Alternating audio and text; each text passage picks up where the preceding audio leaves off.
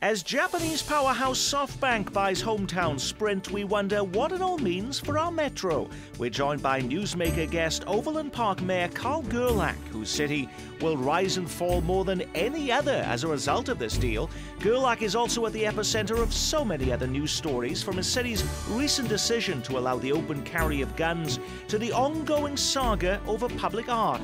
We dissect those stories with him too. Plus, we check in with our reporters on some of the week's other headlines, including zeroing in on Terminal A as the site for the new KCI.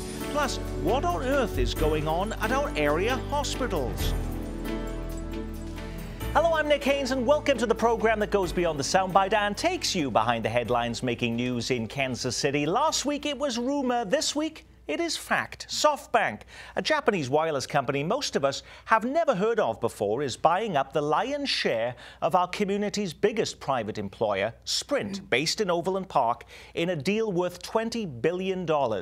While those involved in the telecommunications business and the financial sector work out what that means to shareholders and to the latest in phone gadgetry, most of us here are wondering, what does it mean to us? Sprint, after all, is a company that employs 7,500 of your friends and neighbors. Perhaps you're employed there yourself, or your family member is, and they support almost every cause in town. What are the implications of overseas control to all of that? No one has more interest in that than the mayor of the city where Sprint is located. Carl Gerlach, thank you very much for being with us, the mayor of Overland Park. We appreciate you being with us on Kansas City Week in Review. Did you get a heads up beforehand, a midnight call from Dan Hesse, the CEO of Sprint, saying, Carl, we got some news for you may not be expecting? You know, we didn't, but we were early on in the knowledge that this was going to happen. Dan actually is a very good friend, and Sprint works extremely well with the city of Overland Park and have for years. I mean, it's more than just my office to Dan Hesse, which we do communicate with, but it's also our fire, our police, you know, all work together. They are so involved in the community. They want to make sure the community that they have around Sprint campus works first class, just like the rest of our city. We say this is the largest private employer in the metropolitan area, but what does really Sprint mean to Overland Park? This must be a huge part of your budget when you're thinking about the city of Overland Park and how you balance your own budget. It is. They have about, the campus holds about 11,000 people. I think 7,500 of those employees are Sprint employees, and they have other employees around the metropolitan area also. So we do watch Sprint. We talk to Sprint on a weekly basis. Somebody within our city hall is always talking to Sprint. Sprint is talking to us. It's great communication. Was there ever any sense of alarm for you with this deal? Because this is now a situation where major strategic decisions will no longer be made there in the boardroom, just a few steps away from your own offices at City Hall in Overland Park. They're going to be made thousands of miles away now in Japan. But when a Japanese company comes to us and says they want to build the U.S. market, you don't do that from Japan. You do that from America. And what better place but to take the Sprint campus, which is a fantastic resource and asset for that company, put Dan Hesse, they can confirm that he's going to continue to be the CEO there, and they want to put $8 billion back into this corporation right here in our city. That can be nothing but good. But this is a $20 billion deal, as you said. So 12 million of that, though, goes to shareholders. Only 8 billion will be going into the company. Right. No company wants to buy anyone or put money in without seeing some sort of cost savings. Don't you have some concerns that there will be some jobs lost?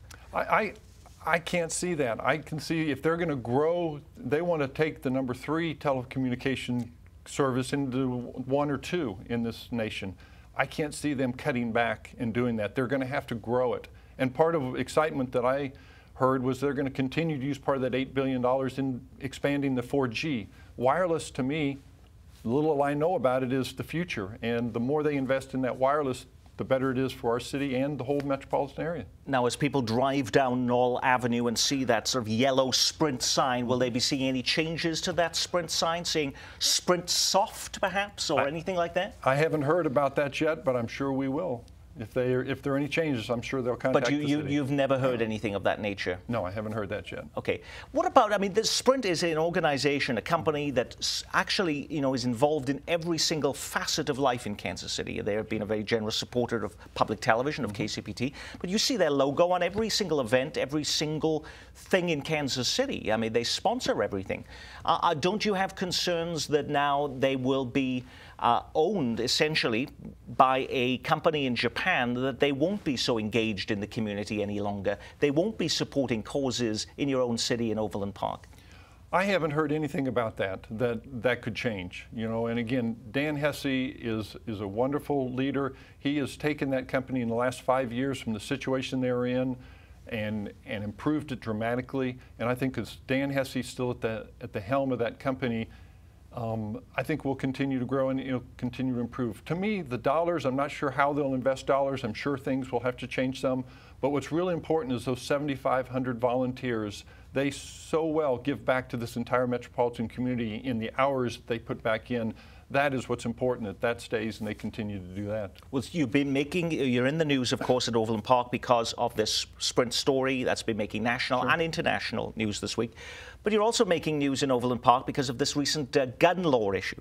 Sure. And that was just recently, at the beginning of the month, making a decision about allowing the open carrying of guns in your city of Overland Park. That was because of an opinion by the Attorney General in the state of Kansas. Yes. Why did you decide to do that? Well, I think we're getting much more recognition than we really deserve. The real facts are that the Kansas State Legislature made changes to our gun law back in 2005, 6, and 7. And those changes is what allowed open carry in the entire state of Kansas in every town and city. There were only a few of us that wrote ordinances that outlawed open carry in our cities. So most cities for 5 years have allowed open carry in their cities. We were one of the few that did not allow it. But with the Attorney General's opinion, we needed to go ahead and align ourselves with what he considered the state laws, and we did that. And that's why we came into accordance with what other cities have been doing for 5 years. But there are some concerns. I mean, I still think the state law needs to be tweaked. Things like the state law allows a school like 135th Street, Blue Valley Northwest can put a placard up that says no guns in their athletic facilities. But right across the street at our soccer park, the state law prohibits us from putting that same placard up. We need to get the legislature to change that. So you could carry a gun on your hip in a holster at the Deanna Rose Farmstead, at the soccer park, at the Arboretum in Overland Park. Right, and that's part of what's not fair about this law. The other thing is we're continuing to look, our Public Safety Committee is continuing to look at this ordinance. The Attorney General told us we could not restrict open carry, but we can restrict the manner of open carry. And so we're still looking at ways that we can control the manner of which people open carry. Now, we've had reporters on this program over the last several weeks saying, well, all other cities would have to do this, but no other city has gone ahead and done what Overland Park has done. They have not gone ahead and decided to do what you have done. In fact, some cities like Prairie Village have looked at the same Attorney General's opinion and said no, and have upheld their ban on open carry. So what was different about Prairie Village than Overland Park? I think the other city that has done it is Wichita. Wichita and Overland Park were the first two cities to receive these letters threatening to sue us from the Libertarian Party. And I think that's what drove the two of us to first change and look at this. I think those letters are now going out to other cities. But like I said, the majority of cities don't have these ordinances because they never restricted open carry as we did 5 years ago. What would have happened if you just said no? What would have happened? Well, that's always an option, and we have to weigh everything. That would probably result in a lawsuit that would go all the way to the Supreme Court, cost about $1 million. And so we have to weigh that side of it. I think so we took the move that we did, and now we continue to look at is there other ways that we can restrict the manner of carry of open carry in our city. It's been in effect for about 3 weeks or so. Right. Has there been any incidents? No, we have not heard of any incidents. Our police, there are open carry going on in other cities we hear.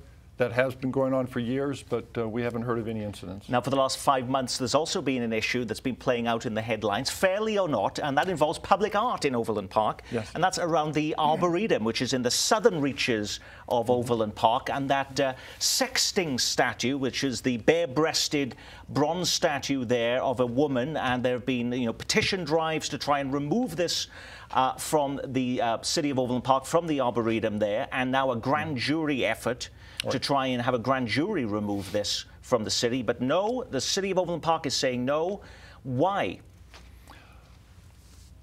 Art is controversial. Art is always controversial, and that's what happened here. Essentially what happened was there was a citizen that wasn't even from Overland Park that didn't like the art, and she wanted it changed. And she has now found an organization that's located in the southeast part of this country, not even in our area, that has now acquired signatures. In the state of Kansas is one of 14. More than 4,000 signatures. There's a lot of people. More than 4,000 signatures, but we're only one of 14 states that with collecting signatures, you can call a grand jury. Doesn't matter what the issue is. And so they have called a grand jury. They will call the grand jury from what we hear in the next month. But there are very specific details that have to come when somebody considers something obscene. And there's 3 main criteria, and all 3 of those criteria we feel very confident that we have not gone too far with. One of them says if it has any art capabilities at all, if it is art or and this is a piece of art sitting in an international sculpture garden. So it definitely is considered art, but it can't be considered art if it's considered obscene. But in August, there was a story on KCTV5 about a 7-foot bronze Confucius statue, and the city of Overland Park was weighing up whether that should be shown.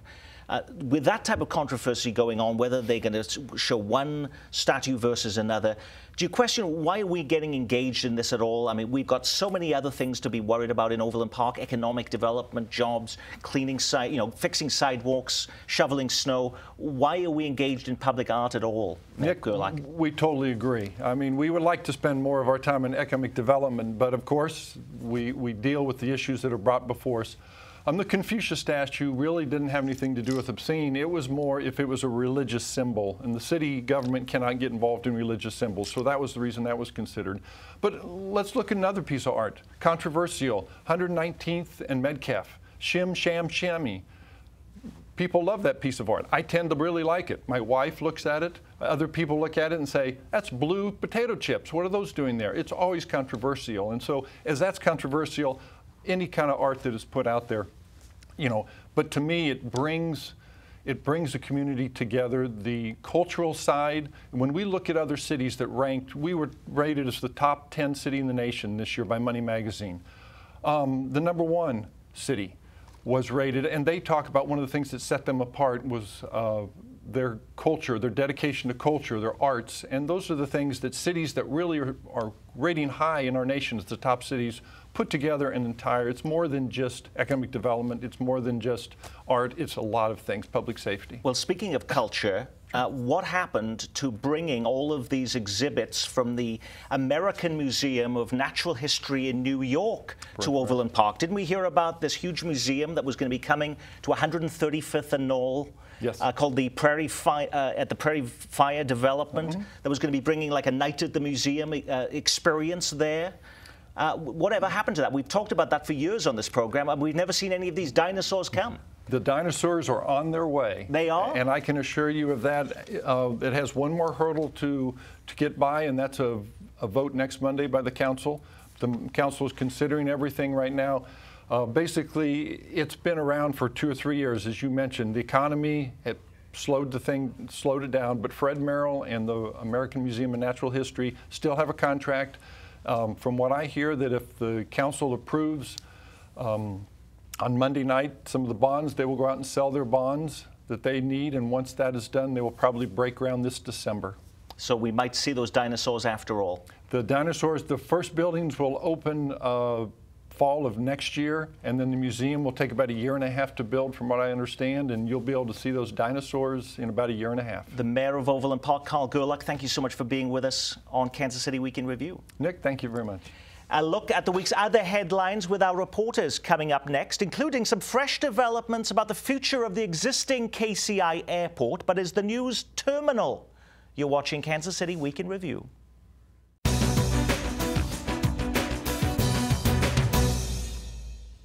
With us now to look at the week's other news are Bill Grady from News Radio 98.1 FM KMBZ, Kansas City Star political reporter Dave Helling, and KCTV5 chief investigative reporter Stacey Cameron. Let's start at KCI.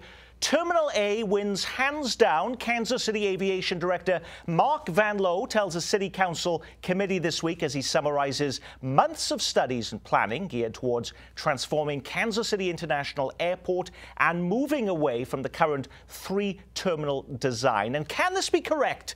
The entire airport could fit entirely within the footprint of Terminal A? How can that be, Bill? Well, there is a lot of property there, and there is also built into this plan expansions that could take it all the way up to 2030, according to Mr. Van Loo. And this is really the way that airports across the country are going. KCI seems convenient to us. For people coming in and out of town, it's really not that convenient because the terminals aren't connected. So going to one terminal is inevitable, and there is the space. And the entire price tag for this entire airport would not come at any cost in general tax dollars, Dave Helling? It is paid for, as most airport projects are, by ticket taxes and other federal help, largely. And we should not forget that part of it, Nick, because it also would provide lots of jobs, lots of construction jobs. And Kansas City has a habit of sort of building things, and then when a project is done, trying to find something else to build. Sprint Center downtown is done, so now you turn your attention to maybe convention hotels or new airports. So there'll be a push for this from labor unions, from local contractors who stand to make lots of money from this project. Stacey. And why labor unions and contractors like the idea, citizens around the metro don't, because this is one of the easiest airports in a major city to get in and out of. So there's a lot of backlash right now by citizens. And I got to admit, living in Kansas City for 2 years, it's a nice airport to go in and out of. I don't know you're going to get a lot of popular support for it. So given that some people obviously do not like the idea, but is this a foregone conclusion? Is there no way back now from this? I don't think there is, because as Stacey mentioned, again, it is good for the locals.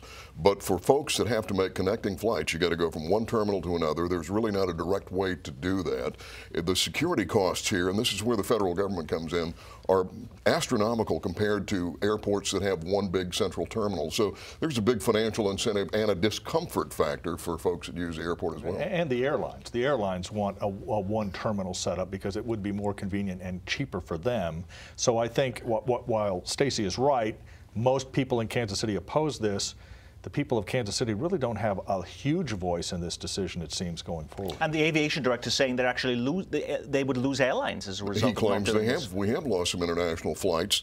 And to Dave's point about airlines not liking it, Kansas City is really not a hub right now for any major airline. There is a better possibility it could become a hub with a one-terminal operation. It's not a slam dunk, but it's a much better possibility. Well, and that's what I question, because you're hearing a lot of talk that air traffic could increase through Kansas City if we build this new terminal. I don't see how. Delta just shut down its regional carrier that they had operated out of Cincinnati for close to 20 years. We see continued decrease in airline traffic right now in the United States, so I don't see how traffic here improves. So it's questionable whether all that money can actually be raised to build this new terminal. Terminal A, by the way, is currently where US Air and United Airlines are currently located. What on earth is happening to our area hospitals? While this summer the news that the city of North Kansas City had hired a consultant to evaluate the sale of North Kansas City Hospital was making the headlines this week, it's reported that for-profit hospital chain HCA was negotiating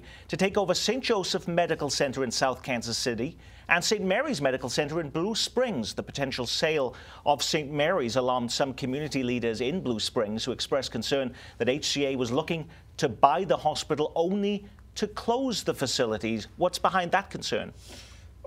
Well, I don't know, and I don't think HCA is talking, so we don't know whether St. Mary's would close or not. Consolidation, though, in the hospital industry, particularly as healthcare reform and health insurance reform moves forward, is a story that is told in every city in America. HCA is one of the biggest hospital chains in the country, and so I assume they're always on the lookout for economies of scale in a community. They're already in Kansas City big time. One quick note, by the way, HCA, one of the major investors in HCA is Bain Capital, which is Mitt Romney's old firm, and so we ought to keep a little bit of an eye on that. Maybe. HCA, by the way, owns Research and Menorah Medical Center. Bill? Faces of St. Mary's, a group in Blue Springs that's concerned about St. Mary's, I spoke with them this week. They said they're not concerned that St. Mary's will close down. They are concerned about a reduction in services, though. So what they want to do is have some more dialogue with Ascension and with HCA to see where they are in this process. Part of this is, like Dave said, it's economy of scale, and it's a result of one of the provisions of Obamacare that recently took effect, where it's called pay for performance. If you have someone who's on Medicare, Medicaid that comes into your hospital, you treat them, and they return within a short period of time, you lose some of your Medicaid funding, Medicare funding. So hospitals are looking, smaller hospitals, urban hospitals, are looking for the economy of scale, buying up more so they can kind of spread that cost out. And I think this is going to be a sign of the times. We're going to see smaller community hospitals bought up by bigger ones simply because of the funding issue. And one other quick note, HCA does have some record of strained labor relations with employees, particularly nurses, and so we'll have to keep an eye a bit on that too if this deal goes forward and see how those sort of play out at these facilities.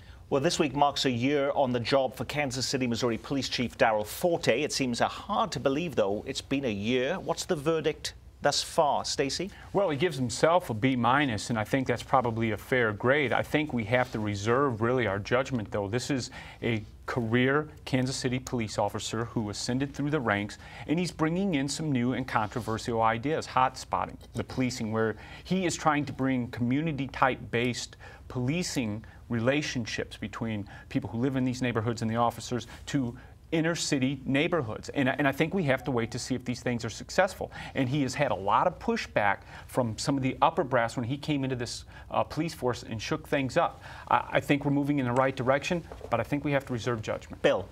I would have to say that he's made some pretty substantial changes because he has changed the way that scenes of violent crimes are approached by the officers, the interaction with the police officers and the victims or their families. He was also focused on retaliation crimes, and what his take is, if we could cut down on that, that would eliminate a lot of the problems, and that's where groups like Aim for Peace come in. The one interesting thing, Nick, that this police chief has done and the previous police chief has done, Darrell Forte doubled the size of the gang squad, but no one will say we have a gang problem in Kansas City. And I just find that interesting. You're allocating these resources for essentially what you're saying is not a serious problem. That seems a little bit curious. Dave? I would only add that I think there is some discomfort in the rank and file with the chief. How much of that is the normal belly aching that you get from police whenever there's a new police chief, and how much of that is legitimate about the changes he's made is an open question. But you do hear a little bit more rumbling from the street cops about his leadership than maybe is normal. Well, that's true. I know two people who recently had a long sit-down conversation with the chief, and he admits there are people in the force that do not like the way that he's shaking things up. But these are people who've been there for a long time and don't like to see change, and change is what the chief of police now is all about in Kansas City. And he came in swinging a pretty heavy club. I mean, yeah. First crack out of the bucket, he replaced 3 of his patrol commanders, and one of his comments were they needed to go. And reassigned 52 people within the first week. So he's not playing games here. He's trying to make changes. But it's a huge problem. It's not going to change in a year when we talk about violent crime and murder in Kansas City, and that is his #1 priority. A 156-year-old Kansas City institution is sold this week. I'm talking about the Kansas City Board of Trade just off the plaza, which many people may only think about when they go to the Bowlings restaurant nearby. In fact, I'd asked one of our longtime producers here at KCPT if we even had any video footage of the place, and he said no. We had never done anything on them in all these years, which is quite remarkable, given the significance of this institution to our metro. Can anybody tell me what is the board's place in Kansas City, and why should we care? My father worked at the Board of Trade as someone in the Value Line pit, which traded stock index futures for a time. He didn't work there long. It's a very difficult endeavor. In essence, the Board of Trade was a place where hard red winter wheat futures were traded by people sort of yelling at each other. It was an open auction setting. It really isn't an anachronism in a way, Nick, the way that actual bushels of wheat move from market to your loaf of bread has really become highly technical, very computerized, so it was a throwback. It had some value for the people who were in the pit, but for the rest of us, probably not something we paid Did a lot that of lead attention to. KCTV5 newscasts this week, Stacey? No, it really didn't. You haven't heard a whole lot about it. It's a sign of the times. Technology taking away something that we used to see. The traders on the floor throwing the signs, and most of us Kansas City used to have a stockyards down in the bottoms where they would auction cattle. That closed years ago for basically the same reason. The way we move commodities now has changed dramatically in the 21st century. I think the only thing that we might take note of is that at not only the local but the national level, the group that is buying the Board of Trade will now have control over all of the wheat except for spring red wheat. And so there's sort of a wheat monopoly, I suppose you could say. Okay, quickly, lastly, Claire McCaskill and Todd Akin, the two major candidates competing for Missouri's U.S. Senate seat, met in suburban St. Louis last night for the second and last debate of their campaign. Did we learn anything new? Did it change anything? Zero. Good exchange, but it didn't change much. The key thing to watch in the last weeks, McCaskill has far much more money than Todd Akin does. Bill, Stacey? Two polls out this week, one of Claire's internal polls in the DSCC. She's up by more than 12 points in both. It looks like this race could be over. I agree with Stacey, and I think that one of the interesting things is that, at least at last check, Akin had not responded to her charge that his female staffers are paid less. KCTV5 Stacey Cameron and KMBC's Bill Grady, thank you. And our thanks to the stars Dave Helling. I'm Nick Haynes. From all of us here at KCPT, thanks for spending part of your weekend with us.